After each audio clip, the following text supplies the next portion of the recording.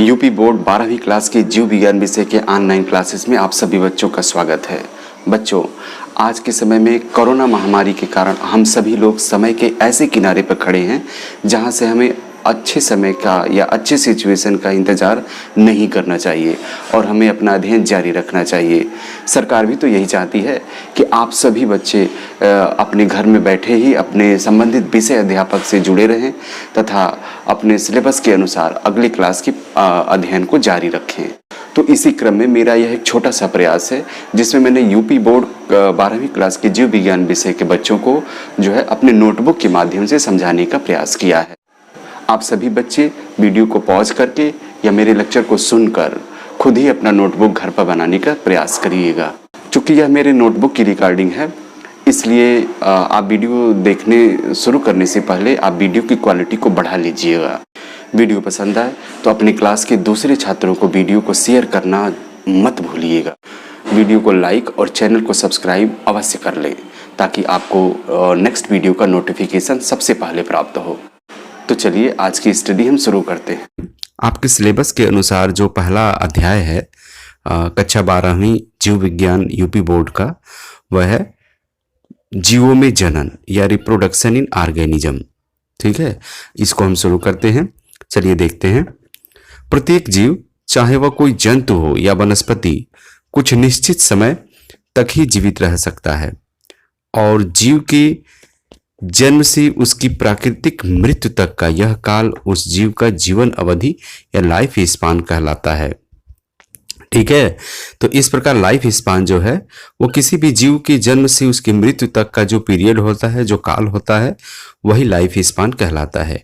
और इसी life span या जीवन अवधि की एक महत्वपूर्ण स्टेप होता है और वह स्टेप होता है, वह चरण होता है जनन या रिप्रोडक्शन। अर्थात जनन या रिप्रोडक्शन भी प्रत्येक जीवधारी का एक महत्वपूर्ण लक्षण है।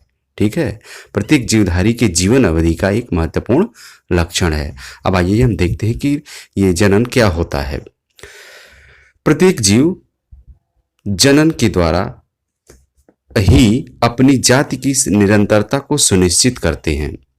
अर्थात प्रत्येक जीव अपनी मृत्यु के पहले अपनी संतानों या प्रोजनी के रूप में अपनी जाति के नए सदस्य उत्पन्न कर जाते हैं।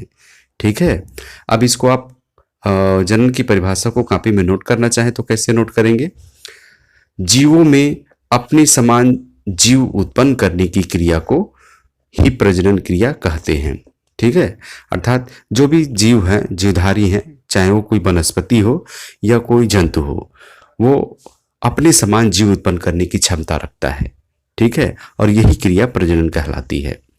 ठीक है, अब आप समझ गए होंगे प्रजनन क्रिया क्या कहलाता है। चलिए, अब आप प्रजनन क्रिया की परिभाषा यदि समझ गए हैं तो आपको हम 4 चित्र दिखाने जा रहे हैं। उन चारों चित्रों को देख करके आपको उस चित्र को पहचानना है जो प्रजनन क्रिया की परिभाषा से संबंधित नहीं है। ठीक है, आप प्रश्न समझ गए होंगे। तो आप देखिए इन चारों चित्रों को। ये है पहला चित्र, ये दूसरा चित्र, ये तीसरा चित्र और ये चौथा चित्र। अब आपको बताना है कि इसमें से कौन सा चित्र प्रजनन क्रिया की परिभाषा को नहीं दर्शाता है। इसका उत्तर हम लास्ट में बताएंगे। अब हम जनन की विधियों के बारे में पढ़ेंगे, अर्थात मेथड्स ऑफ रिप्रोडक्शन। मतलब जीवधारी कौन कौन सी विधियों के द्वारा जनन क्रिया करते हैं उसको हम पढ़ेंगे।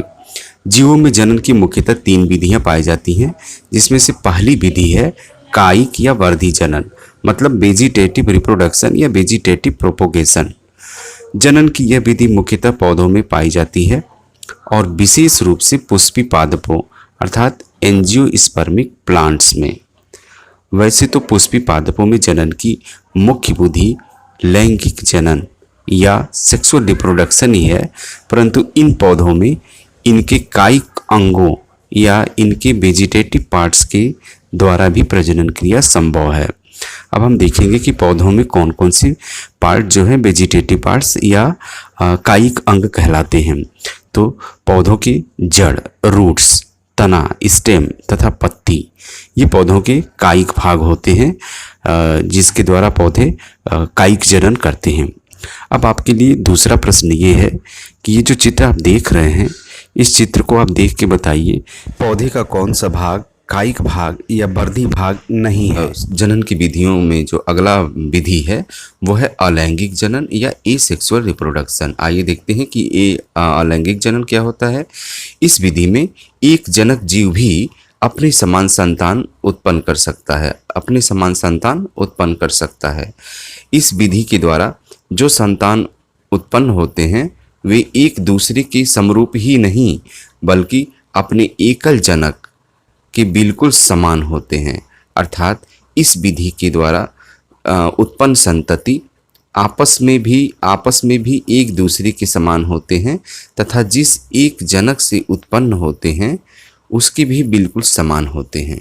ठीक है, मतलब अलैंगिक विधि के द्वारा उत्पन्न संतति आकारिकीय और आनुवंशिक रूप से अपने एकल जनक के बिल्कुल समान होते हैं। इसका मतलब समझ रहे हैं आप? मतलब अलैंगिक जनन के फलस्वरूप जो संतान उत्पन्न होते हैं वो देखने में भी और आनुवंशिक लक्षणों में भी दोनों तरह से, मतलब आकारिकी और आनुवंशिक रूप से अपने जनक के समान होते हैं तथा आपस में भी एक दूसरे के बिल्कुल समान होते हैं। और ऐसे ही जीवों को हम क्या कहते हैं? क्लोन।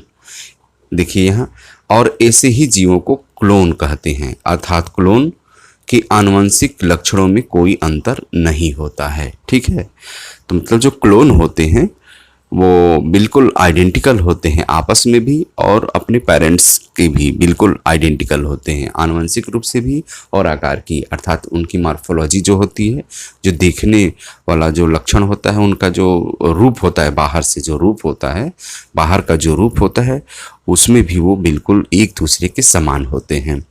ठीक है, तो ये हुआ अलैंगिक जनन। अब अलैंगिक जनन से संबंधित जो तीसरा प्रश्न है उसमें आपको ये चित्र दिखाई दे रहा है।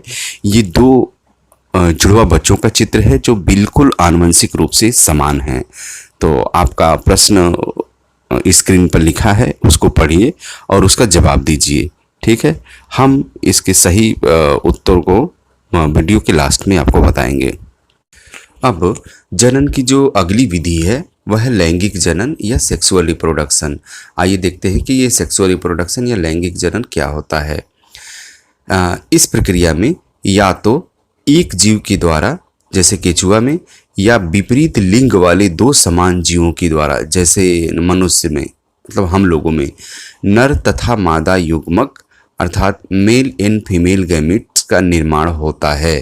ठीक है, फिर ये नर और मादा युग्मक आपस में मिलकर जाइगोट का निर्माण करते हैं जिसमें वृद्धि और विकास के फलस्वरूप नए जीव का निर्माण होता है।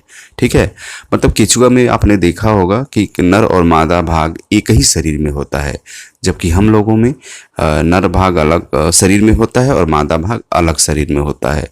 फिर इन नर और मादा भागों के द्वारा नर युग्मक और मादा युग्मक का निर्माण होता है। फिर ये नर और मादा युग्मक आपस में मिलते हैं जिसे निषेचन की क्रिया कहा जाता है और उसके फलस्वरूप जाइगोट का निर्माण होता है जिसमें ग्रोथ एंड डेवलपमेंट के फलस्वरूप नए शिशु का या नए संतान का निर्माण होता है। ठीक है, यह जनन अलैंगिक जनन की तुलना में एक विस्तृत, जटिल तथा धीमी प्रक्रिया है। ठीक है, मतलब लैंगिक जनन जो है वो अलैंगिक जनन की तुलना में काफ़ी विस्तृत, जटिल और स्लो प्रोसेस है। लैंगिक जनन के फलस्वरूप जो संतति उत्पन्न होते हैं वह अपने जनकों के समान नहीं होते हैं तथा ये आपस में भी एक दूसरे के समान नहीं होते हैं। ठीक है, अब इस लैंगिक जनन से जो संबंधित प्रश्न है वह है ऐसा क्यों। मतलब लैंगिक जनन के फलस्वरूप जो संतान उत्पन्न होते हैं वो न तो आपस में एक दूसरे के समान होते हैं, न ही अपने पेरेंट्स के बिल्कुल समान होते हैं। ऐसा क्यों, इसका जवाब आप दीजिए। ठीक है, जनन की तीनों विधियों को पढ़ने के बाद अब हम कायिक जनन, मतलब वर्धी जनन और अलैंगिक जनन में अंतर को पढ़ेंगे। चलिए देखते हैं पहला अंतर। तो कायिक जनन में जो है यह अलैंगिक जनन की ही एक विधि है जो उच्च श्रेणी के पादपों में पाई जाती है। ठीक है, ये कायिक जनन का पहला हुआ। अब अलैंगिक जनन में जो पहला अंतर है उसको देखिए। जनन की यह विधि सामान्यतः एक कोशिकीय जीवों निम्न श्रेणी के अकशेरुकी जंतुओं तथा निम्न श्रेणी के पादपों में पाई जाती है। ठीक है। अब दूसरा अंतर जो है कायिक जनन का वो ये है कि जनन की इस विधि में पौधे के कुछ विशेष वर्दी भाग जैसे जड़, तना तथा पत्ती ही भाग लेते हैं। जबकि दूसरा अंतर अलैंगिक जनन का क्या है कि इसमें किसी विशेष रचना की जरूरत नहीं होती है, बल्कि यह जनन एक एकल जनक कोशिका के द्वारा भी हो सकती है, जैसे कि बैक्टीरियल सेल में होता है। अब हम लैंगिक जनन और अलैंगिक जनन में अंतर को पढ़ेंगे। तो चलिए शुरू करते हैं। तो पहला अंतर जो है अलैंगिक जनन में वो ये है कि जनन की इस विधि में एकल जनक ही भाग लेता है, जबकि लैंगिक जनन में जनन की इस विधि में विपरीत लिंग वाले दो जनक भाग लेते हैं। दूसरा अंतर जो है अलैंगिक जनन में जनन की इस विधि में जनन अंगों और युग्मक की आवश्यकता नहीं होती है। ठीक है। अब दूसरा अंतर जो लैंगिक जनन में वो ये है कि जनन की इस विधि में जनन अंगों में ही युग्मकों का निर्माण होता है। ठीक है। अब तीसरा अंतर जो अलैंगिक जनन में वो ये है कि जनन की इस विधि में शरीर की कायिक कोशिका अर्थात सोमैटिक सेल ही भाग लेती है। ठीक है। तो जबकि लैंगिक जनन में जो तीसरा अंतर है वो ये है कि जनन की इस विधि में शरीर की जनन अंगों की जनन कोशिकाएं ही भाग लेती हैं। ठीक है। अब चौथे नंबर का जो अंतर है अलैंगिक जनन में वो देखिए, इस विधि के द्वारा उत्पन्न संतान अपने जनक के बिल्कुल समान होते हैं, अर्थात ये क्लोन होते हैं। ठीक है। अब चौथा अंतर जो है लैंगिक जनन में इस विधि के द्वारा उत्पन्न संतति अपने जनकों के समान नहीं होते हैं, बल्कि संतान में दोनों जनकों के गुण विद्यमान होते हैं। ठीक है। अब जो है पांचवा और लास्ट अंतर जो है अलैंगिक जनन में वो ये है कि अलैंगिक जनन बहुत ही शीघ्रता से होता है, जबकि लैंगिक जनन में जो पांचवा अंतर है वो है कि लैंगिक जनन धीमी और जटिल प्रक्रिया है। तो ये रहा आपका अंतर। अब हम आपसे पूछे गए प्रश्नों का आंसर देने जा रहे हैं। तो सबसे पहले प्रश्न के रूप में आपको 4 चित्र दिखाया गया था और पूछा गया था कि इनमें से कौन सा चित्र प्रजनन क्रिया की परिभाषा को नहीं दर्शाता है। तो इसका सही उत्तर है चित्र नंबर 4। बाकी के चित्रों में सभी एनिमल्स अपने जैसे संतानों के साथ उपस्थित हैं, जबकि चित्र नंबर 4 में कुत्ता के साथ बिल्ली का बच्चा है, जो सही नहीं है। प्रश्न नंबर 2 के रूप में आपको यह चित्र दिखाया गया था और पूछा गया था कि पौधे का कौन सा भाग वर्धी भाग नहीं है। तो इसका सही उत्तर है पुष्प। वास्तव में पुष्प पौधे का वर्धी भाग न होकर के जनन भाग या रिप्रोडक्टिव पार्ट्स होता है। प्रश्न नंबर 3 के रूप में आपको यह चित्र दिखाया गया था तथा यह पूछा गया था कि क्या आनुवंशिक रूप से समान इन बच्चों को क्लोन कह सकते हैं। तो उत्तर है नहीं, क्योंकि ये बच्चे लैंगिक जनन के फलस्वरूप उत्पन्न हैं। ये आपस में एक दूसरे के समान तो हो सकते हैं, परंतु अपने माता पिता या जनकों के समान नहीं हो सकते हैं।